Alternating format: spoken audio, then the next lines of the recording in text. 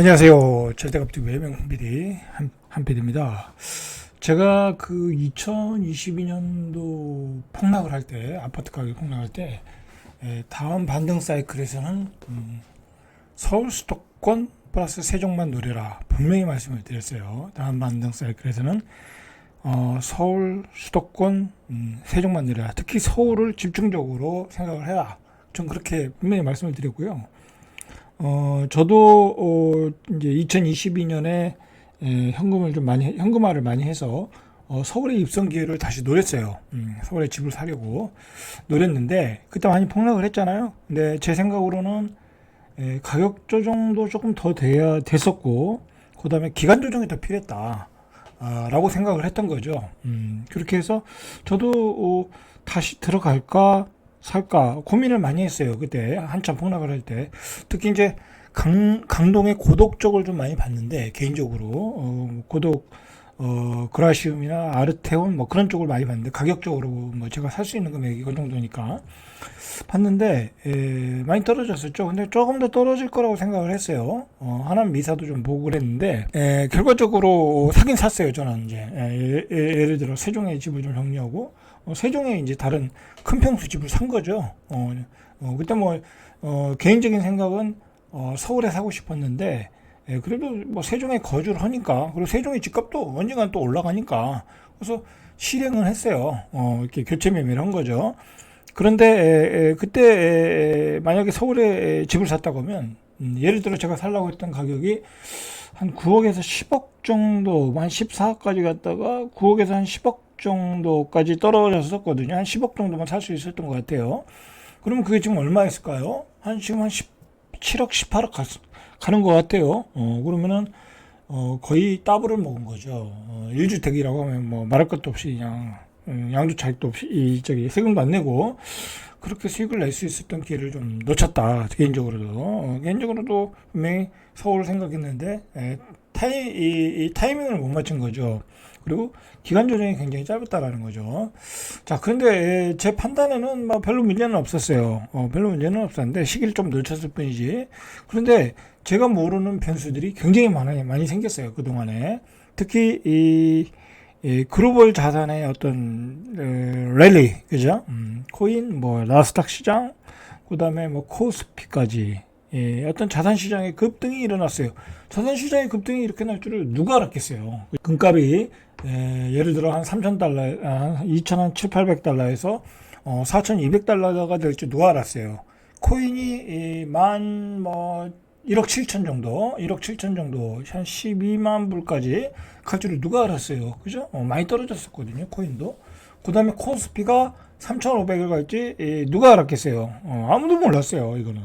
그만큼 이번 시장은 굉장히 어려웠어요. 난이도가 높았어요. 그런데다가 유동성이 서울로 쏠린 거야. 그것도 강남의 고급지, 마용성의 고급지, 뭐 그런 지역으로만 쏠린 거야. 다른 지역은 다 죽고. 그리고 개인적으로는 분명히 지역균형 발전도 어느 정도 기대를 했거든요. 그런데 윤석열 정부, 그다음에 이재명 정부 지역균형 발전이 하나도 안 하고 있는 거야. 완전히 이제 뭐 대책도 없고요, 비전도 없고요, 정책도 없어요. 그냥 지역은 소멸이야, 소멸. 그냥 소멸로 가고 있는 거야 지금. 그런데다가 우리 산업의 구조가 또 지역 소멸로 가는 촉매제를 하고 있어요 지금. 뭐 옛날에 설치 산업들이 지금 완전히 쇠퇴일로에 들어섰잖아요. 화학, 철강 뭐 그런 거, 뭐 2차 전지까지. 2차 전지도 요즘 힘을 못 쓰고 주가가 조금 올라갔지만 그렇고 그러다 보니까 이 지역은 그냥 가는 거야. 그냥 AI에 묻혀가지고 서울 수도권에 몰빵과 같이 묻혀서 가는 거야. 뭐 그런 변수로 인해서 결국 집값이 서울 집값이 폭등했고, 뭐 그거의 트리거를 제공했던 게 오세훈 시장의 그 토지거래 허가구역 해제. 뭐 그 양반은 전체 판세를 못 읽었어. 내가 보기에 그때는 누구나 저 판도라의 상자를 열어주면 집값이 폭등한다는 거를 부동산을 공부한 사람이면 누구나 다 알고 있었는데, 오세훈 시장도 뭐 몰랐고 그 참모들이 막 그 옆에서 이렇게 충동질 했겠죠. 그 참모들 중에 또 지주들이 있으니까. 그러면서 그 문을 열어주면서 서울의 집값이 폭등했고, 그리고 그 민주당 정부의 정책이라는 것은 수요 억제 정책이잖아요. 말 그대로 대출 억제, 수요 억제, 집을 사지 말아라. 집을 사지 말아라. 그리고 개발도 하지 말아라. 뭐 그런 정책이잖아요. 공공유지의 정책을 주택 정책을 피겠다. 뭐 한계가 있는 거죠. 한계가 있는 거예요. 그러다 보니까 공급이 원활하게 진행되지 않고 토지거래 허가 구역으로 묶어 놓으니까 또 정비 사업이 다 스톱됐고 이제 팔고 나갈 사람들이 못 팔고 나가는 거야. 이 토지거래 허가 구역을 묶어 놓으니까 정비 사업 진행되는 곳에서 추가 부담금이 때문에 팔고 나가야 될 사람들이 있거든요. 그 사람들이 못 팔고 나가는 거야. 또 다주택자도 있고 못 팔고 나가는 거예요. 그러니까 사업이 진행이 안 되겠죠. 그렇게 된 거예요, 지금.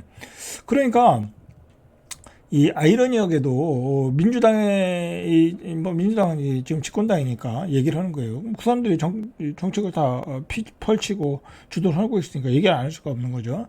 그러니까 그 사람들의 정책의 문제가 뭐냐면 공급이 원활하지 않아. 주택의 공급이 원활하지 않아. 뭐 그렇다 보니까 전세가격 폭등하고 뭐 그런 건 당연한 거고. 그런데 중요한 거는 그렇다고 하면 반대로 서울 수도권의 분산 정책을 펴야 되거든요.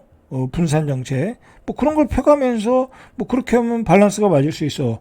그런데 정책 자체는 서울 수도권의 정책을 그대로 그냥 서울 수도권에 집중화 정책을 그대로 가지고 가는 거야. 뭐 지역균형 발전이라는 게 없잖아요. 뭐가 있어요? 아무것도 없잖아요. 그러다 보니까 안 그래도 서울 수도권은 더 좋아지고 있고 인구는 더 몰려가고 있고 그리고 서울이 커지는 건요. 서울의 외곽의 도시들이 커지면 서울은 더욱 커지는 거예요. 중심이 더 커지는 거야. 옛날에는 이제 외곽이 커지면 서울이 작아질 줄 알았는데 외곽이 커지면 커질수록 서울은 더 좋아지는 거야. 왜냐면 그 외곽에 있는 사람들이 다 서울 수도권에 들어가기 위한 수요잖아요. 그죠? 대부분이 이 분당 팔고 어디로 와요? 송파, 강남으로 가잖아요. 그죠? 아니면 성동구로 가든지 강동 팔고 서울로 가고 뭐 구리 팔고 저기 성동구로 가고 뭐 그러는 거잖아요. 커질 수밖에 없는 정책이다라는 거죠. 그래서 지금 토지거래 11.7 대책이 나온 이후에 그 전문가들이 가장 걱정하는 게 부작용이잖아요. 부작용이 일어나고 있는데 그런 점에서 지금 굉장히 우려가 지금 많아지고 있어요. 서울 수도권의 몰빵은 더 커지고 있고 외곽의 자산 시장의 볼륨은 더 커지고 있고 뭐 삼성전자 하이닉스 막 시가총액 올라간다는 얘기는 그게 현금화될 수 있다라는 거고 과거에 펀드에 몇 억씩 가입했던 사람들이 손해를 봤는데 삼성전자 하이닉스 뭐 우리나라 주식 코스피 지수가 올라가니까 이제 막 수익이 30% 40%막 올라가고 있고 그죠? 그런 상태에서 돈들이 쏠려 들어올 수 있다. 그 돈들이 쏠려 들어오는 것을 막은 게 토지거래 허가 구역 설정이라는 거예요. 전면 규제를 해보는 거죠. 얼마나 부작용이 크겠어요. 그죠? 대한민국 인구의 5분의 1이죠. 5분의 1이 서울에 살고 있는데 거기에 규제를 막아놨으니까 얼마나 부작용이 크겠어요. 그 부작용은 뭐랄까요? 이제 서로가 집을 사고 팔고를 못해. 그럼 어떻게 되겠어요? 내수가 안 돌아가는 거야. 뭐 이삿짐 센터도 안 움직이고, 그렇죠? 뭐 그다음에 주변에 그 자영업자 경기도 안 좋아질 거고, 그다음에 전세 가격도 폭등할 것이고, 전세 가격은 폭등하는 게 뻔해요. 일단 공급이 안 되죠. 안 그래도 공급이 안 되고 있고, 앞으로도 공급이 안 되고 있고. 그리고 사람들이 이제 전세 세입자가 만기가 되면 내보내고 공실로 집을 팔 가능성이 높다라는 거죠. 자, 이런 상황으로 가고 있다라는 거예요. 그래서 집값이 잡히느냐. 근데 지금 돌아가는 현상으로 보면 두 가지 현상이 있어요. 매물이 안 나온다. 그 고급지에서 매물이 안 나오고 오히려 막판 수요가 더 몰려서 집값이 올라갔다라는 거야. 자, 보세요. 일단 전세 물건이 얼마나 없냐면 마포구 도화동의 도화 현대아파트가 1021가구인데 전세 물건이 두 개밖에 없어. 요거는 지금 세종에서도 이런 일이 벌어지고 있어요. 세종에 공급 물량이 없다 보니까 1000가구 되는데 전세 물량이 한두 개야. 이거는 뭐 어느 지역에서나 공급 물량이 모자르고 그러면 일어날 수 있는 일이에요. 뭐 서울은 지금 말할 것도 없이 공급 물량이 모자라니까. 강동구 둔천동의 올림픽 파크 포레온 전세가 12,032가구인데 전세 물량이 196가구밖에 없대. 12,000가구인데 이 하나의 신도시인데 신도시의 전세 물량이 1.6%다. 전세 물량이 쇼티지가 생긴 거죠. 자, 그러면 이제 전세 가격이 폭등하겠죠. 그죠? 자, 그리고 서울의 전체적으로 전세 물건도 보니까 부동산 플랫폼 아실에 따르면 연초가 31,814 가구였는데 지금 현재 상태로 보니까 24,418가구 23%가 줄었다는 거야. 그 전세 물량이 월세로 바뀌었다는 거죠. 월세로. 자, 경기도 지역은 32%나 감소했대. 경기도 지역은 수요도 많은데 32%나 감소했다라는 거야. 엄청난 급감 현상을 보여주고 있는 거죠. 자, 그래서 토지거래 허가구역 설정은 강남은 이미 뭐 토지거래 허가구역으로 설정됐기 때문에 올해 강남은 수혜 지역이 돼버렸고요. 똑같은 토지거래 허가구역이라고 하면 강남을 사는 게 낫겠죠. 그리고 전월세 폭등에 따라 내 집 마련은 막히고 서민만 피해를 본다. 전체적인 중론이죠. 제일 피를 보는 사람들이 누구냐면 자산은 없는데 고소득 그 직업군이 있는 거야. 뭐 의사, 변호사 자산은 없어. 한 5, 6억밖에 없어. 그런데 대출을 못 받아. 집을 못 사. 소득은 많은데 그런 사람들이 이제 피해를 보는 거죠. 자, 오히려 막판에 이제 20일까지 오늘이 19일이니까 오늘도 계약이 가능하겠네요. 그죠? 20일까지는 거래가 가능하거든요. 아직 토지거래 허가구역은 21일부터 이제 적용하는 거니까. 그래서 막판에 오히려 신혼 20대, 30대 이런 부부들이 오히려 그 대출이 축소된다 보니까 막판에 매수세가 몰려서 신고가를 더 찍었다라는 거야. 뭐 그래서 동작구, 강동구 뭐 그런 지역에서 신고가를 찍고 있다라는 얘기가 지금 나오고 있죠. 자, 그리고 이제 결정적으로 이제 앞으로의 문제가 정비 사업도 스톱된다. 이제 분양가 상한제가 적용되거나 또 이제 매매가 안 된다고 하면 이제 조합원들의 승인도 어렵고 그러다 보면 분양가도 추가 부담금도 올라가고 분양가가 낮아지니까 추가 부담금이 올라가는 거죠. 그러면서 이제 앞으로 서울의 공급 물량도 줄어든다. 그죠? 줄어든다. 이제 정부는 이제 경기도 외곽에 져서 공공주택을 공급하겠다고 하는데 뭐 그거는 그쪽 수요고 서울에 필요한 수요가 있잖아요. 고급재 수요. 그죠?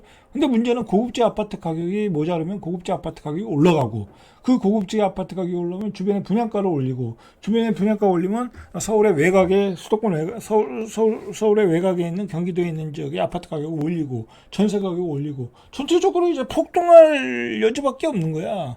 문제가 그럴 상황밖에 없는 거야. 이거 큰 문제죠. 자, 문제는 뭐냐면 지금 이렇게 돼서 풍선 효과도 발생할 수 있다는 거야. 자, 풍선 효과도 나오고 있고 실제로 뭐 동탄, 구리 등에서는 호가가 올라가고 있다고 그래요. 여러분들 아직은 뭐 본격적으로 안 나타나고 있지만 서서히 이제 가격이 안 떨어져. 서울의 중심지의 가격이 서울에 안 떨어져. 그 다음에 서서히 경기도 외곽 쪽에서 또 거래가 되고 또 그 동탄 구리 같은 데서 거래가 되고 또 투자가 들어오고 외지인들이 사러 들어와. 그러면 또 실수요가 또 움직일 거 아니야. 그런 데서 그럼 또 가격이 올라. 그럼 그때 마침 또 전세 가격도 올라. 전세 가격이 올라야 또 실수요가 움직이거든요. 항상 그래요. 전세 가격이 올라야 실수요가 움직여. 그러니까 전세 가격이 올라가는 시기가 이 폭이 더 커지면 실수요가 움직인다고. 근데 그때 이제 한 차례 또 시장에 실수요와 가수요가 함께 붙으면 가격이 점프를 하게 되겠죠. 그런 현상이 이제 발생할 수 있다라는 거야. 그리고 보니까 추석도 이제 그 발표할 때 추석도 거래가 많이 됐다고 그래요. 그러면서 신고가가 나왔다고 그래요. 자, 분당구 서현동의 시범환영 84가 지난 15일에 10억 8천에 거래됐는데 지난달 2일 10월 2일에 11억 18억 2천만 원 대비 1억 6천만 원 올랐다. 그죠? 그러니까 2일에 거래한 것보다 1억 6천 올랐다. 신고가가 계속 나오고 있다라는 거죠. 자, 그리고 구리 다산, 그 다음에 동탄, 그죠? 경기도 외곽에 좀 좋은 주거지들, 그런 지역에서 호가가 올라가고 있다. 뭐 그런 얘기는 지금 나오고 있고, 이미 올라가겠죠. 그죠? 올라가고 있어요. 오산까지 영향권에 미치고 있다. 라는 거죠. 전반적인 현상이 그래요. 자, 그리고 이제 9월 넷째 주, 가격 상승률을 보니까, 0.59 성동구가 0.59 전주가 0.4이니까 더 올랐어. 마포구도 0.28에서 0.43으로 더 올랐고, 광진구도 0.25에서 0.3으로 더 올라갔고, 강동구도 0.14에서 0.31로 더 올라갔고, 이렇게 상승률이 더 올라갔다. 오히려 9월 넷째 주까지. 10월 달은 뭐 이제 좀 앞으로 나와봐야 알겠죠.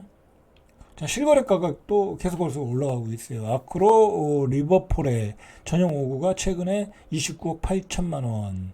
한 달 전보다 1억 가량. 아크로 리버폴에가 전용 5구가 29억 8천. 아, 이거 이제 뭐 돈의 개념이 없어져 가지고 이것도 싸 보이네요. 굉장히 개인적으로는 이것도 싸 보이네. 돈 있으면 사고 싶네요. 그죠? 예전에는 이게 무슨 말이 되는 가격이냐 했는데 이제 이것도 싸 보여. 왜? 보세요. 마포 레미안 프루지오 5구가 최근에 21억 5천이야. 마포가 21억 5천이야. 그리고 마포구 용광동의 84가 26억 5천이야. 이것도 뭐 3억 원 띵가격이라는데. 그러면 마포의 리버파크 이편한 세상을 26억 5천에 살 바에는 서울숲 아이파크 리버폴의 5구 29억 8천에 사는 게 낫지 않겠어요? 저는 그렇게 생각이 드는데요. 자, 어쨌든 이제 뭐랄까요? 이건 뭐 다 현금 가지고 와서 사는 건지, 뭐 빚을 내서 사는 건지, 아니면 모든 자산을 정리해서 부모님이 도와줘서 사는 건지, 어쨌든 대한민국의 3%들이 사는 거예요. 이제 그렇게 해서 가격들이 계속해서 올라가고 있다. 올라가는 이런 구조가 바뀌지 않고 있다라는 거, 바뀌지 않고 있다. 바뀔 게 없다. 이런 가격이 떨어지려고 하면 글로벌 유동성이 줄어들든지, 그죠? 근데 글로벌 유동성 계속 늘어나고 자산들은 계속 상승하고 그 자산이 상승하면 그걸 팔아서 또 집으로 들어오고 그 마지막 저수지가 이제 이런 고급지가 된다라는 거야. 근데 아이러니하게도 정부가 토지거래가 우역으로 다 묶어놨어. 그러니까 지금은 풍선 효과가 나올 타임이다. 그러면서 이미 부동산 커뮤니티와 SNS를 중심으로 뭐 부천, 중동, 상동, 화성, 동탄, 양남, 남양, 수원, 권성구, 안산, 고전, 용인, 시기흥, 뭐 시흥, 구리, 남양주, 나산별로 이런 지역으로 풍선 효과가 나타날 가능성이 있고 이미 좀 나타나고 있다. 호가에서 이제 거래는 조금 더 시간이 필요하겠죠. 그죠? 자, 이런